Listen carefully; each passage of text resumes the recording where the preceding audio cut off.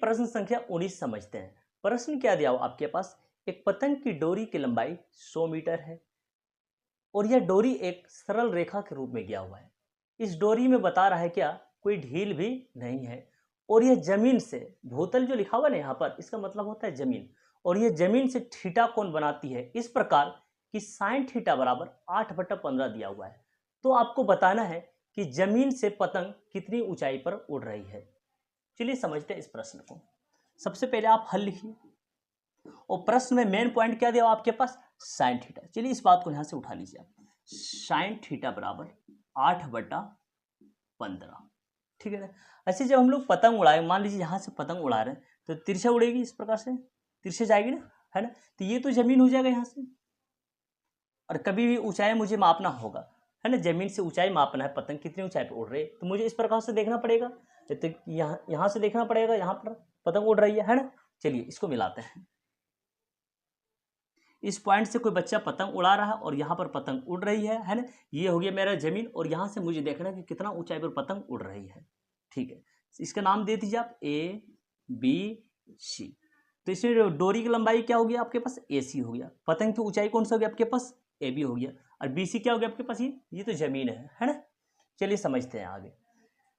ये लिखिए आप, मानव की अनुपात बराबर x, मानव की अनुपात बराबर x। आप साइन थीटा बराबर क्या जानते हैं, P/H होता है, ठीक है। लिखिए यहाँ पर P/H। P के जगह पर 8 लिखा हुआ है तो इसको आप 8x कर दीजिए। H की जगह पर 15 लिखा हुआ है तो H को आप 15x कर दीजिए, ठीक है। पतंग की डोरी की लंबाई दिया हुआ आपके पास, AC है ये। पतंग की डोरी की लंबाई कितना दिया हुआ, 100 मीटर, तो यहाँ पर आप 100 मीटर लिख दीजिए, ठीक है। देखिए तो इसमें कौन सा मान दिया आपके पास, H बराबर 15 दिया हुआ है ना। जैसे हमने अनुपात बराबर x लिया है तो H को हमने क्या कर दिया है, 15x। अच्छा, कर्ण को ही तो आप H बोलते हैं, मतलब ये लाइन आपके पास जो है ये 15x होगी आपके पास, ठीक है, 15x। एक बात समझिए आप, अच्छा इसी को हम बोल रहे हैं डोरी की लंबाई, इसी को हम बोल रहे हैं कर्ण की लंबाई। जब अच्छा कर्ण की लंबाई बोले या डोरी की लंबाई बोले, दोनों तो आपस में बराबर ही होगा। तो लिख देते हैं यहाँ पर कि कर्ण की लंबाई बराबर डोरी की लंबाई, और आपके पास कर्ण की लंबाई दिया हुआ है और डोरी की भी लंबाई दिया हुआ है, ठीक है। आगे बढ़ते हैं, समझिए। लिखिए आप, कर्ण की लंबाई बराबर डोरी की लंबाई, डोरी की लंबाई। कर्ण की लंबाई कितना है आपके पास, 15x, तो यहाँ पर लिखिए आप 15x। और डोरी की लंबाई कितनी है, 100 मीटर, लिखिए 100 मीटर। यहाँ से आपको x का मान निकाल लेना है, ठीक है। x अपनी जगह पर रहने दीजिए, 100 गुना में 15 है, भाग में ले जाइए 15। चलिए इसको 5 से कट लगा देते हैं, 5 तिया 15 और 5 दूनी 10। आपने 10 को काटा, ये 0 बचा हुआ आपके पास, तो x का मान कितना निकल कर आया है, 20/3। लेकिन यहाँ पर आपसे x का मान नहीं पूछ रहा, आपसे पूछा गया है कि जमीन से पतंग की ऊंचाई कितनी है, ठीक है ना। तो पतंग की ऊंचाई तो ये हो गया ना आपके AB। पतंग की ऊंचाई लिखते हैं हम लोग, पतंग की ऊंचाई, पतंग की ऊंचाई, शॉर्टकट इसको हम लोग क्या बोल सकते हैं, AB, ठीक है। देखिए तो ध्यान से, AB तो इसको P बोलेंगे, है ना। तो P का मान आपके पास दिया हुआ है, ये वाला कितना है, 8x, है ना, 8x। मतलब यहाँ पर x का मान रखकर 8 से गुना कर देंगे तो पतंग की ऊंचाई निकल जाएगा, ठीक है ना। चलिए करते हैं कि AB आपके पास दिया हुआ है सर कितना, 8x, तो यहाँ पर आप लिखेंगे 8x, ठीक है। यहाँ पर बीच में गुना रहता है, गुना ले लीजिए आप, अर्थात 8 इंटू x का मान आपने निकाल लिया है कितना, 20/3, तो यहाँ पर आप लिखिए 20/3, ठीक है। सबसे पहले आप इसको गुना कर लें। जब 8 को 20 से गुना करेंगे तो आपको मिलेगा 160 और बट्टा में 3, और जब 3 से आप 160 में भाग दे देंगे तो आपका आंसर आएगा लगभग 53.33 मीटर। आप इसको लगभग में लिखते हैं, ठीक है।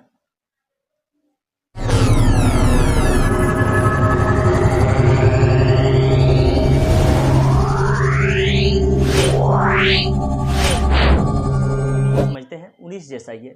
चलिए प्रश्न पढ़ते हैं। प्रश्न क्या है आपके पास, एक पतंग और धरती पर के एक बिंदु के बीच डोरी की लंबाई 85 मीटर है। 19 नंबर में डोरी की लंबाई 100 मीटर था और यहाँ 85 मीटर दे दिया है, ठीक है ना। यदि डोरी जमीन से थीटा कोण बनाती है इस प्रकार की tan थीटा बराबर 15/8, तो बताना है पतंग की ऊंचाई जमीन से कितनी है। चलिए समझते हैं। सबसे पहले आप हल लिखिए और मेन पॉइंट क्वेश्चन का क्या दिया हुआ आपके पास, टेन थीटा दिया हुआ 15/8। इसको उठा लीजिए आप यहाँ से, टेन थीटा बराबर 15/8। आप टेन थीटा का फॉर्मूला क्या जानते हैं, P/B।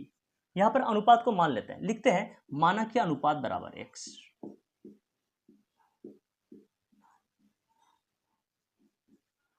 बराबर x। अच्छा, P के जगह पर 15 लिखा हुआ है तो P को हम लोग लिख देंगे 15x, और B के जगह पर 8 लिखा हुआ है तो B के जगह पर लिख देंगे हम लोग 8x। फिगर बना लेते हैं इसका। ये डोरी की लंबाई होगी और ये पतंग की ऊंचाई होगी, और ये क्या आपके पास जमीन है ना, इसका नाम देते हैं हम लोग ABC। AC होगी आपके पास डोरी की लंबाई, BC जमीन होगी आपके पास, और AB क्या आपके पास पतंग की ऊंचाई। देखिए तो इसमें P कितना दिया हुआ 15x, तो आपके पास ये P हो गया ना AB, इसको लिख दीजिए आप 15x। ठीक है, B कितना दिया हुआ 8x, ये आधार को B बोलते हैं ना, इसकी जगह पर आप लिख दीजिए 8x। ठीक है ना। इस फिगर में हम लोग क्या देख पा रहे हैं सर, AB यानी लंब का मान दिया हुआ है, BC यानी आधार का मान दिया हुआ है, AC यानी डोरी की लंबाई बोल दीजिए या तो कर्ण की लंबाई बोल दीजिए। क्या इसका मान दिया हुआ आपके पास, नहीं दिया हुआ है। अब कर्ण की फॉर्मूला हम लोग कैसे लिखते हैं, लिखेंगे AC स्क्वायर बराबर, समझिए मेरी बात ध्यान से, जितना आधार, जितना लंब और आधार मिलाकर होता है ना, उतना कर्ण अकेला होता है ना। तो कर्ण का फॉर्मूला हम लोग कैसे जानते हैं, ये कर्ण स्क्वायर बराबर क्या लिखते हैं, लंब स्क्वायर जोड़ आधार स्क्वायर लिखते हैं। AB स्क्वायर प्लस यहाँ पर क्या बन जाएगा BC स्क्वायर। देखिए आप AB square plus BC square, जिसका मान दिया हुआ वहां पर लिख देते हैं। AC का मान दिया हुआ है, नहीं AC तो आपको निकालना है, ठीक है ना। AC को आप AC स्क्वायर रहने दीजिए। AB का मान दिया हुआ आपके पास, हाँ AB का मान दिया हुआ है कितना 15x, तो यहाँ पर आप लिखेंगे 15x। AB पर स्क्वायर है ना, इसलिए इस मान पर आप स्क्वायर देंगे, प्लस BC स्क्वायर, BC का मान कितना है आपके पास 8x, 8x लिख दीजिए आप, BC पर स्क्वायर है इसलिए आप 8x पर स्क्वायर देंगे। उम्मीद करते हैं समझ में आ रहा होगा, ठीक है ना। आगे बढ़ते हैं, समझिए ध्यान से आप। AC स्क्वायर बराबर 15 का स्क्वायर होता है कितना 225, और ये स्क्वायर जो x पर भी जाएगा तो x पर स्क्वायर, 8 के स्क्वायर होता है 64, और ये स्क्वायर जो x पर भी जाएगा, ठीक है ना।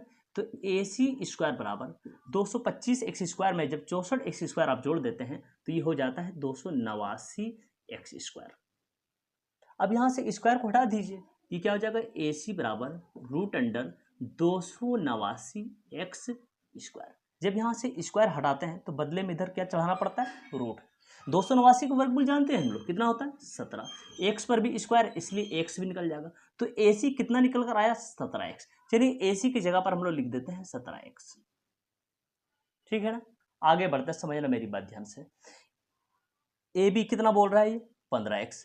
आपके पास एक चीज और दिया हुआ था, आप मिसिंग कर रहे हैं कि सर ये डोरी की लंबाई आपके पास दिया हुआ है कितना 85 मीटर, तो डोरी की लंबाई यही ना होगी आपके पास। AC कितना दिया हुआ है ये 85 मीटर, लिख दीजिए इसके पास 85 मीटर। फिर से 19 नंबर के जैसा सोचेंगे कि कर्ण की लंबाई बोले या डोरी की लंबाई बोले, बराबर होगा ना दोनों आपस में। लिखते हैं यहाँ पर वही बातें फिर से हम लोग कि कर्ण की लंबाई बराबर डोरी की लंबाई, कर्ण की लंबाई बराबर डोरी की लंबाई। बता दीजिए मुझे कर्ण की लंबाई कितना है। कर्ण के हिसाब से जब बोलेंगे तो आप बोलेंगे 17x लिखिए, चलो 17x लिखिए, बराबर डोरी की लंबाई जब बोलेंगे तो आप बोलेंगे डोरी की लंबाई सिर्फ 85 मीटर दिया हुआ तब 85 मीटर लिखिए, ठीक है ना। 17 गुना में तो भाग में जाएगा, ये तो आप डायरेक्ट काट सकते हैं, इसकी 17 का पढ़ा 85 होता है 5 बार में, तो x का मान कितना निकल कर आया है 5 निकल कर आया है। लेकिन यहाँ पर आपको बताना है पतंग की ऊंचाई, पतंग की ऊंचाई आप शॉर्टकट क्या बोलेंगे उसको AB को ही तो बोलेंगे आप पतंग की ऊंचाई। AB आपके पास दिया हुआ है, कितना दिया हुआ आपके पास 15x, AB कितना दिया हुआ आपके पास 15x है ना। तो 15 गुना जब x का मान यहाँ पर ले लेते हैं उसको गुना कर देते हैं तो पतंग की ऊंचाई निकल आएगा ना आसानी से। चलिए वो काम करते हैं हम लोग, 15 लिख दिए गुना लिख दिए है ना, इसके बीच में गुना रहता है। x का मान हमने निकाल रखा है कितना 5, तो 15×5 कितना हो जाएगा 75 मीटर। अब आप आंसर लिख सकते हैं, ठीक है ना। ध्यान रखना कि कर्ण जितना लंबाई होगा डोरी भी उतना ही लंबा होगा। तो डोरी की लंबाई जब दिया हुआ था पहले से तो हमने क्या किया कर्ण की लंबाई निकाल लिया। और हम लोग जानते हैं सर आप कर्ण की लंबाई बोलिए या डोरी की लंबाई बोलिए, आप तो एक ही चीज का नाम ले रहे हैं, इसलिए हमने यहाँ पर लिख दिया कि कर्ण की लंबाई बराबर डोरी की लंबाई। इससे मुझे क्या हुआ x का मान निकल गया और यहाँ पर रखने में सुविधा हो गया। पतंग की ऊंचाई क्या हो गया आपके पास AB हो गया ना 15x, 15 से गुना करना था x का मान को, तो x का मान हमने निकाल दिया है कितना 5, उसके बाद हमने गुना कर दिया 15 × 75, तो ए बी का मान निकल गया। ए बी निकल गया, इस बात का क्या मतलब हुआ, मतलब पतंग की ऊंचाई निकल गया यहाँ पर, ठीक है ना।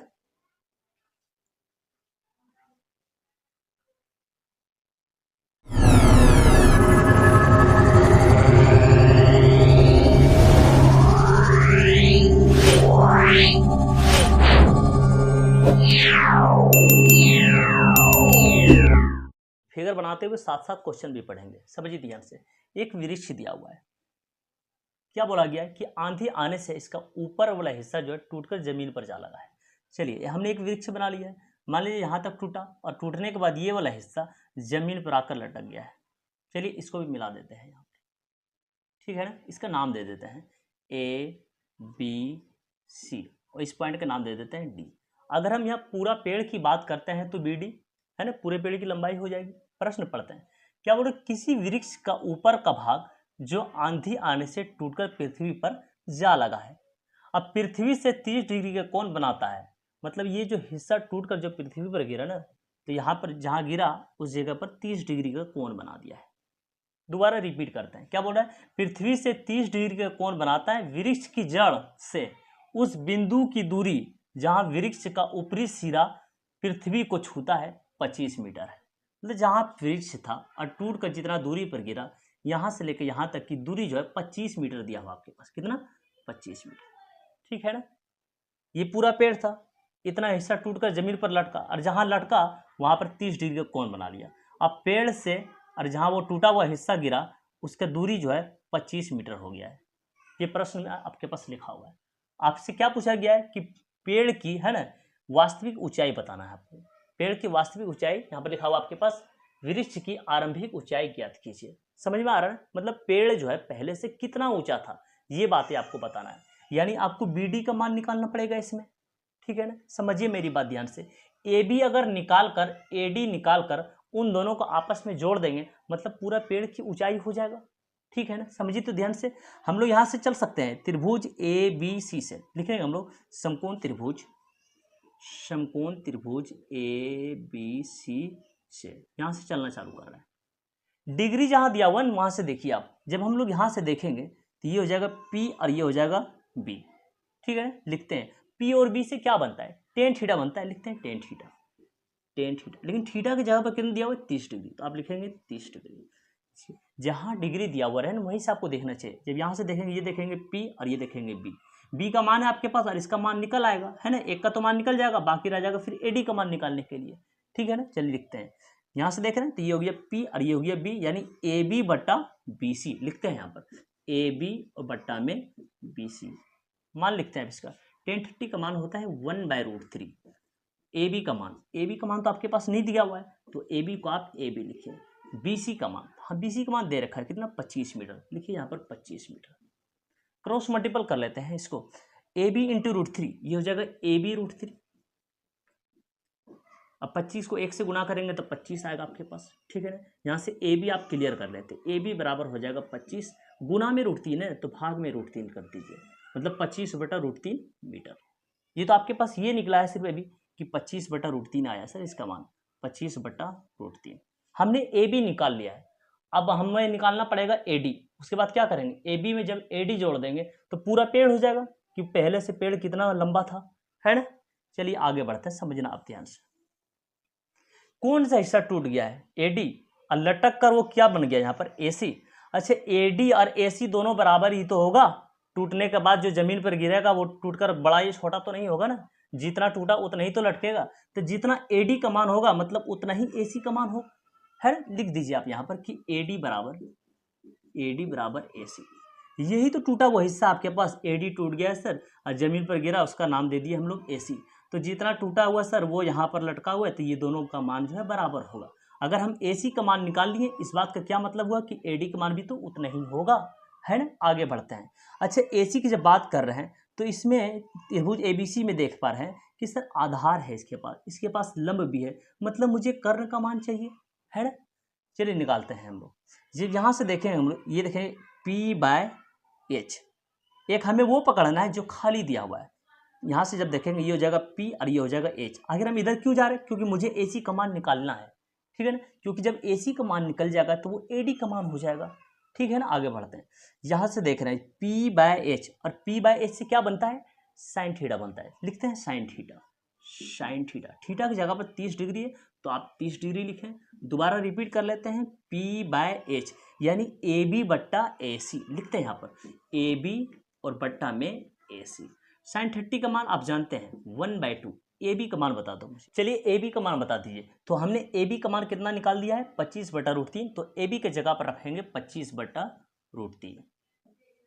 नीचे ए सी लिखा हुआ है तो ए सी का मान तो मुझे निकालना है। चलिए आप ए सी को ए सी लिख दीजिए, कोना को नहीं गुना कर देते हैं। 1 × √3 ए सी से बनेगा, ए सी √3 लिख देते हैं, है ना, ए सी √3, और ये हो जाएगा 25 को जब 2 से गुना कर देंगे तो ये हो जाएगा 50।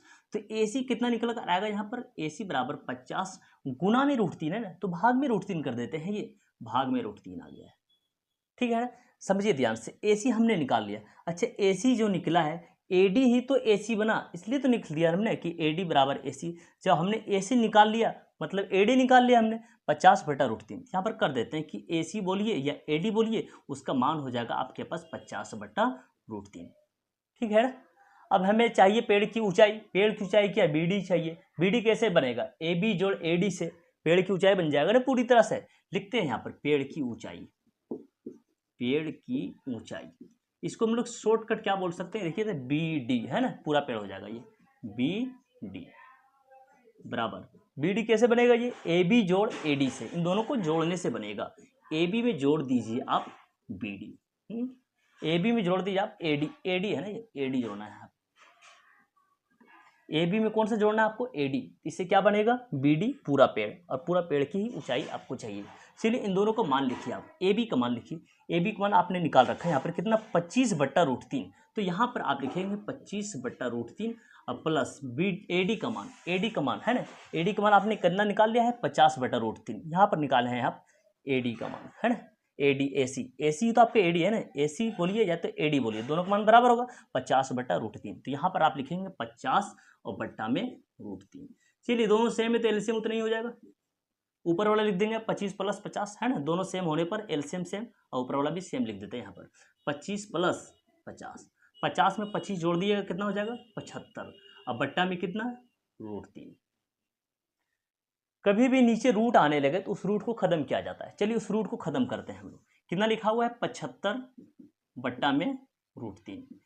इस √3 को, ये रूट को खत्म करने के लिए हम लोग क्या करेंगे, यहाँ पर परिमेकरण करेंगे। चलिए नीचे √3 दिया हुआ, इसलिए एक बार आप ऊपर √3 ले लें और एक बार नीचे √3 ले लें। ऊपर जब गुना करेंगे 75 गुना √3 तो ये बनेगा 75√3, और 3 × 9 है ना, 9 का वर्गमूल कितना होता है 3, 3 से जब 75 को आप काटेंगे तो आएगा 25/√3 आंसर आया आपका 25√3 मीटर। तो पेड़ जो है वास्तविक ऊंचाई, पेड़ से पहले ऊंचाई जो टोटल कितना था, मतलब 25√3 मीटर था, और यही आपका आंसर है। ठीक है ना।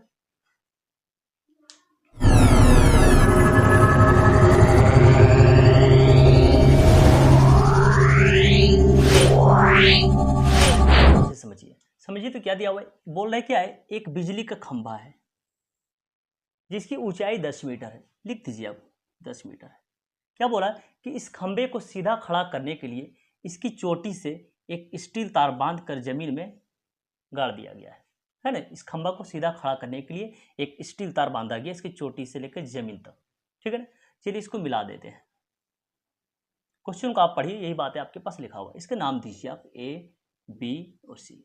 और एक बात ये दिया हुआ है आपके पास कि 45 डिग्री का कोण, 45 डिग्री का कोण बनाता है कौन, ये क्षैतिज रेखा जो गई हुई है इसी को क्षैतिज रेखा बोलते हैं।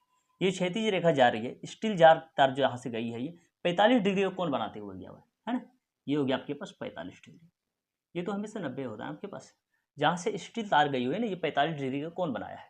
तो आपको ये बताना है कि स्टील तार की लंबाई कितनी है। अच्छा स्टील तार तो यह होगी आपके पास AC है ना, AC बोलिए, इसी को बोलिए आप स्टील तार की लंबाई। आपको निकालना पड़ेगा यानी AC का मान है ना, किसी का मान निकालना हो आपको तो सबसे पहले आपको डिग्री देखना चाहिए कि डिग्री कहाँ पर दिया हुआ है। डिग्री इस पॉइंट पर है तो यहीं से देखेंगे हम लोग, देखेंगे P और ये H, ये तो हम मेरे पास P का मान दिया हुआ है और H मेरा AC हो गया स्टील तार की लंबाई, और इसी को निकालना है ना। जब यहाँ से देख रहे, ये हो गया P और ये होगी H। अब PH से क्या बनता है, साइन थीटा बनता है, लिखिए sine theta, sine theta, theta का कितना लिखेंगे 45 डिग्री, क्योंकि थीटा की जगह पर 45 डिग्री लिखा हुआ है। फिर से रिपीट करते हैं यहाँ से, पी एच मतलब ए बी बाय ए सी, है ना, लिखिए यहाँ पर ए बी और बट्टा में ए सी। अब क्या करेंगे, इसका मान लिखेंगे हम लोग, sin 45 डिग्री का मान होता है 1/√2। और ए बी का मान देखिए तो ध्यान से, ए बी यानी खंभा की ऊंचाई दिया हुआ आपके पास कितना, 10 मीटर। ए सी का मान है आपके पास नहीं, ए सी ही तो आपके पास स्टील तार की लंबाई है, इसी का मान तो आपको निकालना है ना। चलिए आप ए सी को ए सी लिखिए, क्रॉस मल्टीपल कीजिए 1 इंटू ए सी, ए सी। अब इसको गुना कीजिए 10 इंटू √2, 10√2। अब आप लिख सकते हैं अतः स्टील तार की लंबाई 10√2 मीटर। चलिए लिख देते हैं, अतः स्टील तार की लंबाई बराबर 10√2 मीटर। अब कर दीजिए आप इसका आंसर, ठीक है ना।